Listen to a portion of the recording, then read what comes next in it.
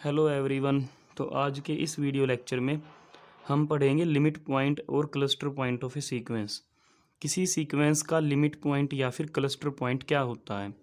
ठीक है, तो अब तक हमने सीक्वेंस का लिमिट पॉइंट नहीं पढ़ा था। हमने सीक्वेंस की लिमिट के बारे में ज़रूर पढ़ा था कि किसी नंबर एल को हम किसी सीक्वेंस की लिमिट कब बोलेंगे।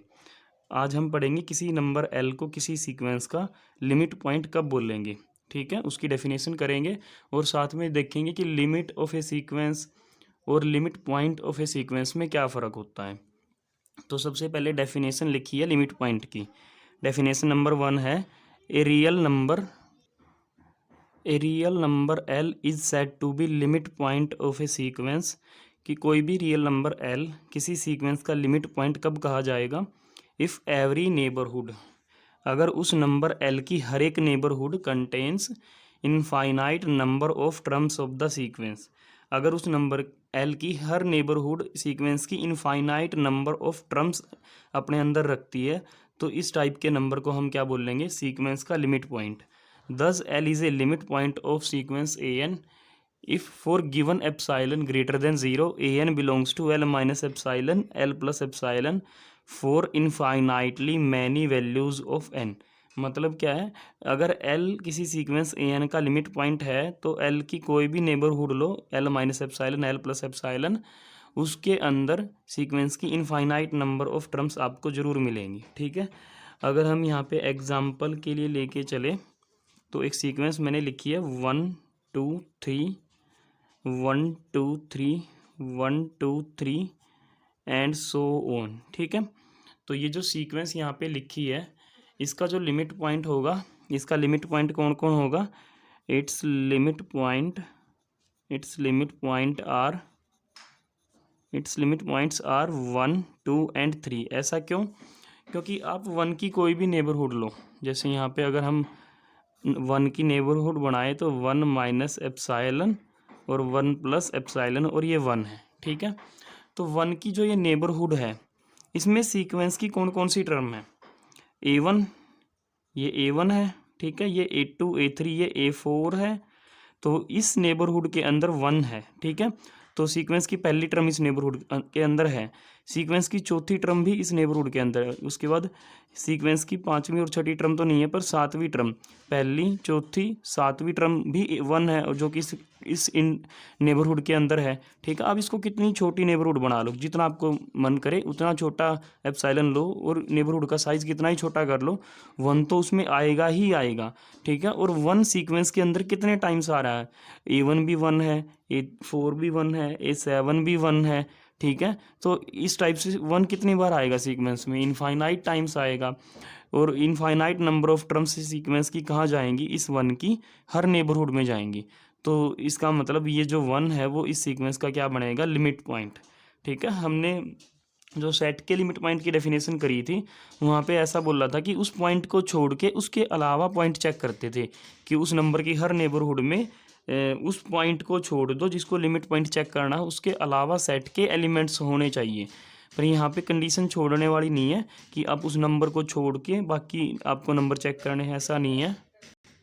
यहाँ पे बस हमने क्या चेक करना है कि उस नंबर की हर नेबरहुड में सीक्वेंस की इनफाइनाइट टर्म्स है या नहीं है।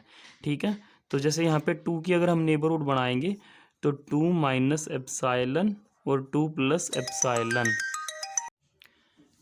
तो अगर हम यहाँ पे 2 की कोई भी नेबरहुड लेते हैं, कितने भी छोटी नेबरहुड लो, उसमें 2 तो आएगा ही आएगा।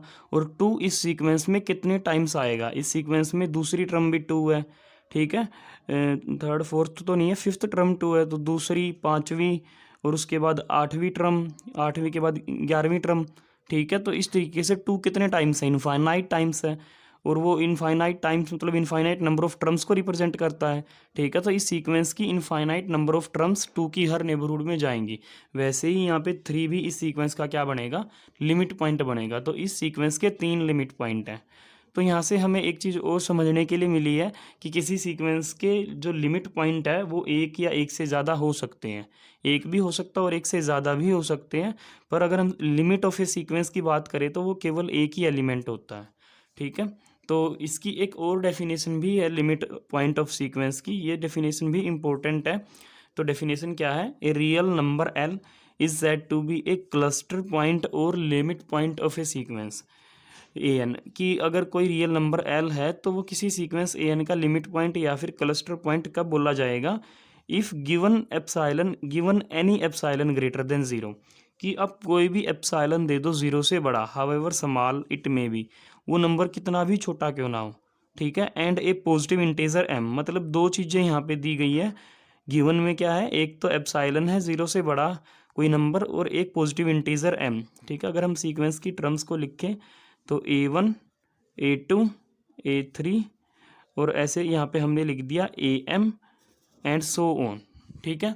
अब इन्होंने क्या बोला है कि कोई भी एप्साइलन दे दो ज़ीरो से बड़ा और कोई भी एक इंटीजर दे दो पॉजिटिव इंटीजर m, हम इन दोनों के लिए इन दोनों का यूज़ करके इन दोनों के रिस्पेक्ट में एक पॉजिटिव इंटीजर ढूंढ के दिखाएंगे कि वो इंटीजर कैसा होगा, वो m से बड़ा होगा, जो इंटीजर गिवन है m उससे वो इंटीजर k कैसा रहेगा, बड़ा रहेगा।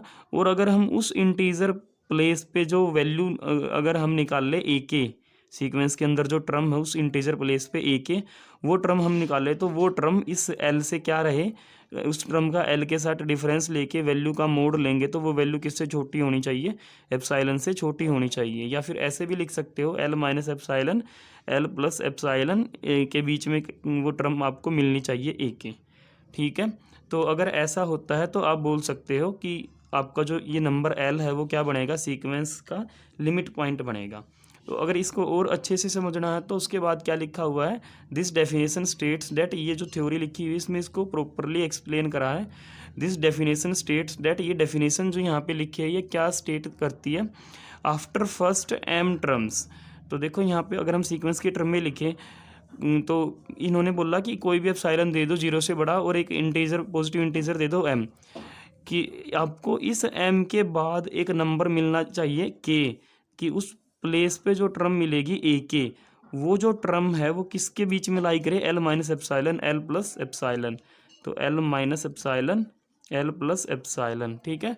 मतलब अगर कोई भी एक नंबर एप्सिलॉन दे दे ज़ीरो से बड़ा और एक पॉजिटिव इंटीजर एम दे दे और बोले कि इस नंबर एल की ये एक नेबरहुड बनाओ L minus epsilon L plus epsilon, इस नेबरहुड में एक टर्म आपको जरूर दिखानी पड़ेगी सीक्वेंस की, और उस टर्म का जो प्लेस होगा वो एम प्लेस के बाद होना चाहिए, ठीक है।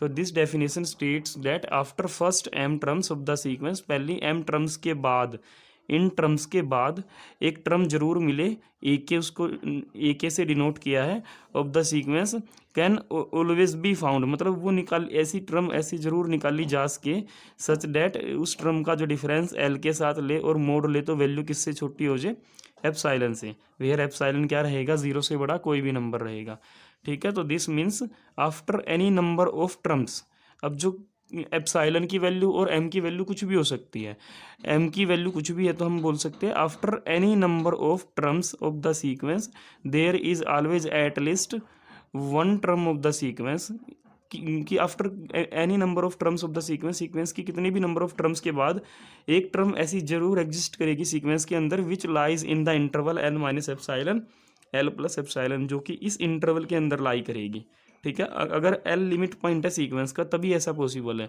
Since epsilon can take any value, epsilon तो कुछ भी वैल्यू ले सकता है, इसका मतलब L minus epsilon L plus epsilon is any arbitrary neighbourhood of the number L.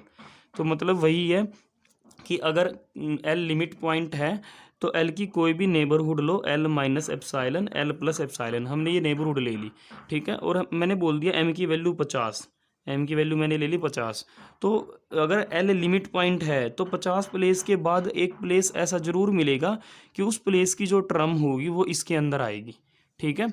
तो एम की वैल्यू बदल दें, अगर हम एम की वैल्यू ले ली मैंने 70, तो अगर एल लिमिट पॉइंट है तो इस नेबरहुड के अंदर 70 के बाद की कोई ना कोई टर्म तो दिखाई देगी ज़रूर, ठीक है। ये यही चीज़ स्टेट करती है कि अगर एल लिमिट पॉइंट है तो आप कोई भी नेबरहुड लो, तो वो नेबरहुड ले ली L minus epsilon L plus epsilon, और कोई भी नंबर दो, एम की वैल्यू कोई भी दो एज ए प्लेस, तो हम उस प्लेस के बाद जो हमें के मिलेगा वो एम से बड़ा मिलेगा। मतलब क्या है, इस प्लेस के बाद कोई टर्म तो जरूर मिलेगी ही मिलेगी जो इस नेबरहुड के अंदर आएगी, ठीक है।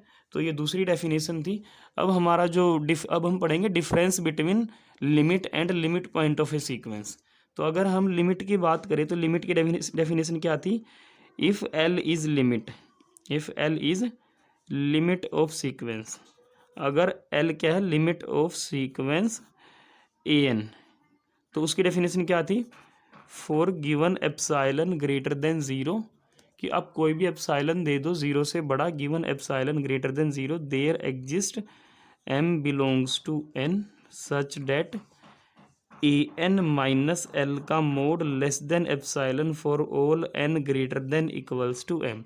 और इससे हमने एक चीज़ और इम्प्लाई करी थी कि L minus epsilon less than a n less than L plus epsilon for all n greater than equals to M.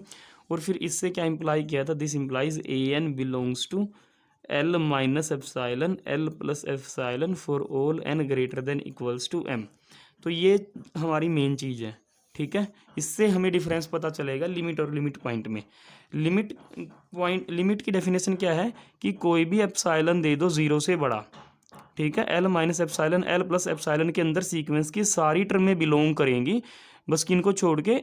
M से पहले की टर्म को छोड़ के। मतलब क्या? अगर ये सीक्वेंस की टर्म्स है A1 A2, ये AM है, ये AM प्लस 1 है, एंड जो आगे की टर्म्स हैं, तो अगर L लिमिट है सीक्वेंस AN की, तो कोई भी एप्साइलन दो ज़ीरो से बड़ा, एक प्लेस ऐसा मिलेगा कि उस प्लेस के बाद की सारी टर्में इस नेबरहुड के अंदर जाएंगी, L minus epsilon L plus epsilon, और ये एप्साइलन की वैल्यू कुछ भी हो सकती है, तो हम बोलेंगे एल की हर नेबरहुड के अंदर जाएंगी, ठीक है। तो एप्साइलन की वैल्यू कुछ भी देंगे, उसके लिए हमें एम की वैल्यू मिलेगी कि उस प्लेस के बाद की सारी टर्में, उस प्लेस और उस प्लेस के बाद की सारी टर्में एल की उस नेबरहुड में जाएंगी, और बाहर कितनी टर्में रहेंगी, मेन बात यही है। और यही डिफरेंस है लिमिट और लिमिट पॉइंट में। जो अगर एल लिमिट है सीक्वेंस की, तो जो नेबरहुड के बाहर की जो टर्में हैं वो फाइनाइट टर्में रहेंगी। और यहाँ पे कितनी टर्में रहेंगी? ये बाहर, इससे बाहर, एम से बाहर, तो m माइनस वन टर्म्स, और वो भी फर्स्ट स्टार्टिंग की m माइनस वन टर्म्स को छोड़ दो, बाकी सारी टर्में इस नेबरहुड के अंदर है। पर यहाँ पे जो हमने लिमिट पॉइंट की डेफिनेशन देखी थी, उसमें ऐसा कुछ नहीं था कि बाहर कितनी टर्में रहेंगी, ठीक है। उसमें बाहर कितनी भी टर्में हो सकती है, L minus epsilon L plus epsilon, जो ये नेबरहुड हमने बनाई है, इसके अंदर जरूर इनफाइनाइट नंबर ऑफ टर्म्स है सीक्वेंस की, पर इसके बाहर का कुछ नहीं पता कितनी भी टर्में हो सकती है। पर यहाँ पे जो हमने लिमिट की डेफिनेशन बोली है, यहाँ पे बाहर केवल कितनी टर्म होंगी? m माइनस वन टर्म होंगी, और वो भी स्टार्टिंग की टर्म होंगी बस, ठीक है। m से पहले की ही टर्म बाहर रहेंगी।